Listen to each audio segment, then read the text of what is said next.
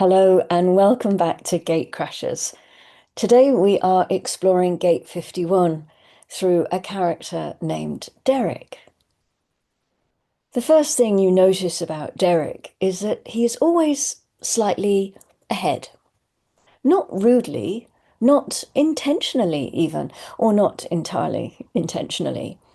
It was simply that Derek's body seemed to have made a unilateral decision about pace that the rest of the world had not been consulted on. Walking down the street, he was half a step in front. Entering a room, he was already inside, while others were still deciding whether or not to go in. In a conversation, he had arrived at the point while other people were still constructing the sentence that led there. Derek wasn't impatient, not exactly. He was just first, constitutionally, unavoidably, irreversibly first. His family had noticed this early. His primary school teacher had noted it in his very first report. Derek shows great initiative, which was teacher language, for Derek has already started the thing before we have explained even what the thing is. His mother had simply learned to call him last for dinner, on the basis that by the time everyone else had sat down, Derek would have eaten, pushed his chair back, and be ready to discuss what was going to be happening next. And he meant well. He always meant well. He was just already there. Derek's particular gift, and it was a gift, even when it didn't maybe look like one, was that he was completely unbothered by the void. Most people standing at the edge of something unknown experience a very sensible and entirely human reluctance. The gap between here and there, the moment before the leap, the not yet knowing. This is normal. It's perfectly reasonable. It's what keeps the species from walking off cliffs. Derek doesn't have this. Derek looked into the void and felt something that most people would find difficult to relate to. He had a kind of electric aliveness, a pull, a yes. Not because Derek was reckless, exactly, although reckless was a word that had been used more than once by people who loved him, but because Derek, there was something in him that understood, at a level below thought, that the only way through was through, and that someone had to go first, and that he was built for exactly this moment. He was, in the oldest sense of the word, a warrior. Not the theatrical kind. There was no armor, no speeches, no dramatic pauses before he headed off into battle, but the real kind, the kind that moves toward the thing that frightens everyone else, not because they feel no fear, but because the moving matters more than the fear does. Derek had been shocked many times in his life. He had also, it should be said, shocked many others. Thunder over thunder. The difficulty, and Derek had taken some time to understand this, was not the shock itself. The shock was real. The charge was real. The capacity to leap into the void and initiate something entirely new was as genuine as anything Derek had ever known about himself. The difficulty was the timing. Derek had spent a considerable portion of his life discharging his lightning bolt into rooms that hadn't asked for it. Not from arrogance, but more from a kind of pressure that built and built and built until the only thing that made sense was to release it. The thing was said. The leap was taken. The void was entered. And then came the aftermath. The slightly stunned faces, the silence with that particular quality to it, the one that could tip either way. Sometimes it landed, sometimes it scattered. Derek could never quite predict which, and the not knowing had begun to wear on him in ways he didn't entirely have language for. What he hadn't understood, not yet, was that the lightning bolt, the thunder, and the room needed to find each other properly, that the shock to do what it was capable of doing needed to be invited in, not approved, not voted on, not sanitized into something safe and manageable. Invited. There's a difference, and that difference is everything. It would be wrong to think that all derricks are quite so boldly assembled. There's another kind, and this one is worth knowing about because from the outside they can look completely different. And yet the mechanic, the gate, is identical. This derrick also carries the shock, the electric charge, the capacity to leap.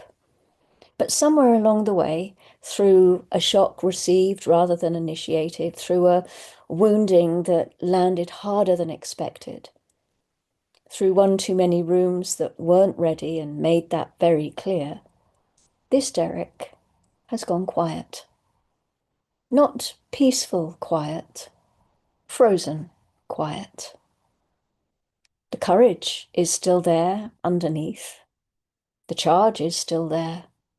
But this derrick has learned through painful experience that the shock tends to misfire when it arrives uninvited.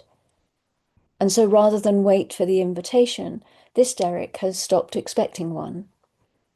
The warrior energy turned inward, the void left unleapt. The thunder that should go out into the world, folding back on itself. This is the wounding that Gate 51 can be known for. Not only the wound of the shock delivered, but the wound of the shock withheld. The courage that never found its moment. Both derricks carry the same gate. One has learned to wait for the room to turn. The other has stopped believing the room will ever turn at all.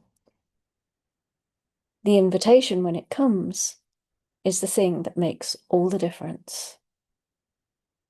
The shift for our derrick came quietly in a meeting room on a Tuesday that had started entirely ordinarily. He'd been sitting with something for weeks, a direction he could clearly see, the way he saw things clearly, slightly ahead of where everyone else was looking. Nobody else had yet named it. He had felt the charge building, had felt the familiar pressure of the thing that needed saying, and for once derrick had waited. Not comfortably, not easily. The waiting had required a quality of stillness that did not come naturally to somebody built the way derrick was built. But something had shifted in him, slowly, over time. A growing understanding that the shock landed cleanly was worth more than the shock that landed first.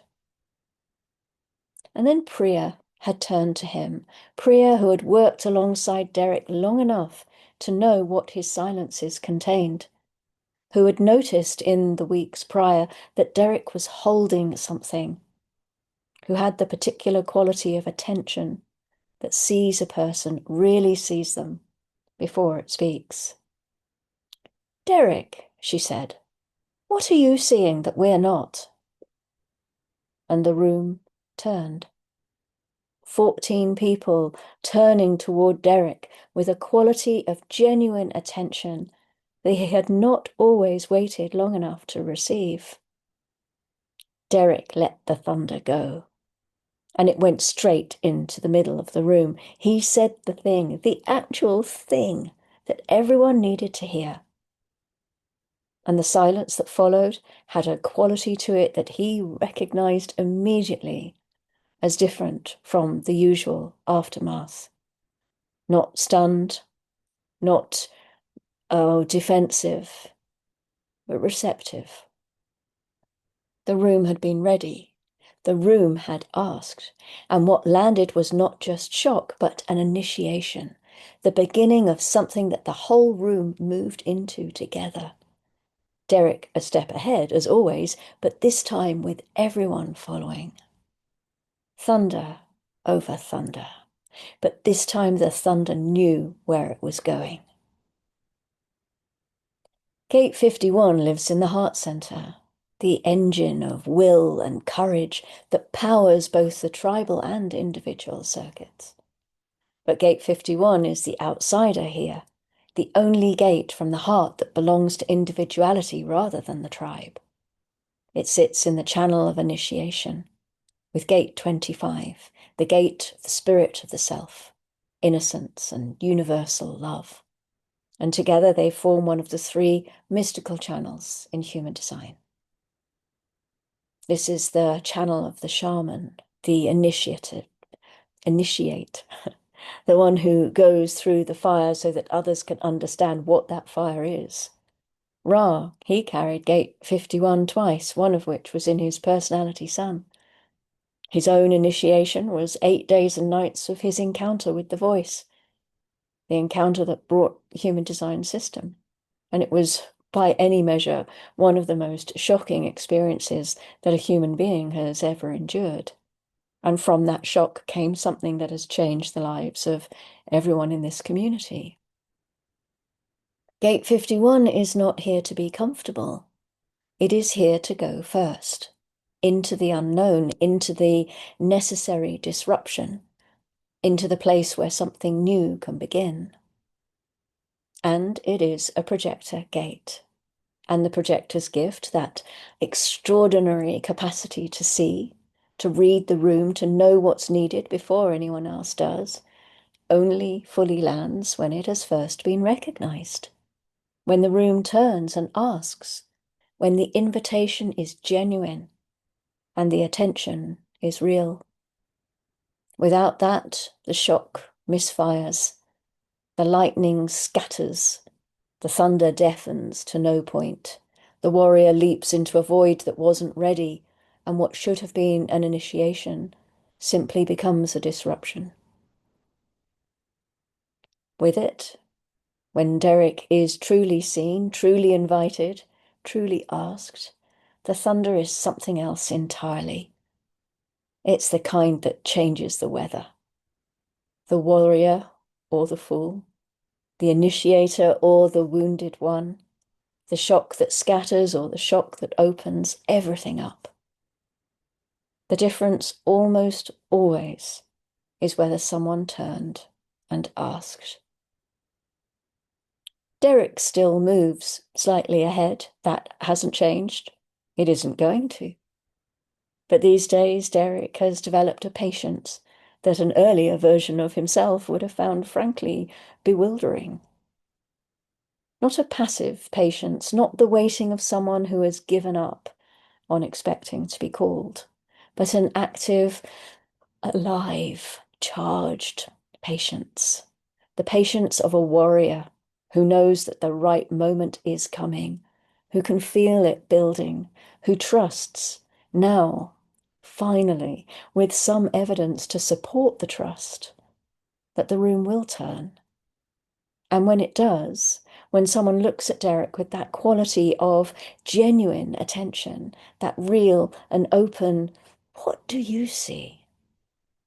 Derek lets the thunder go every time, without hesitation, because that is what his thunder is for. Thank you very much for joining me. Maybe you know a Derek in your own life. Leave a comment if you do. And until next time, as always, love yourself wildly and go gently.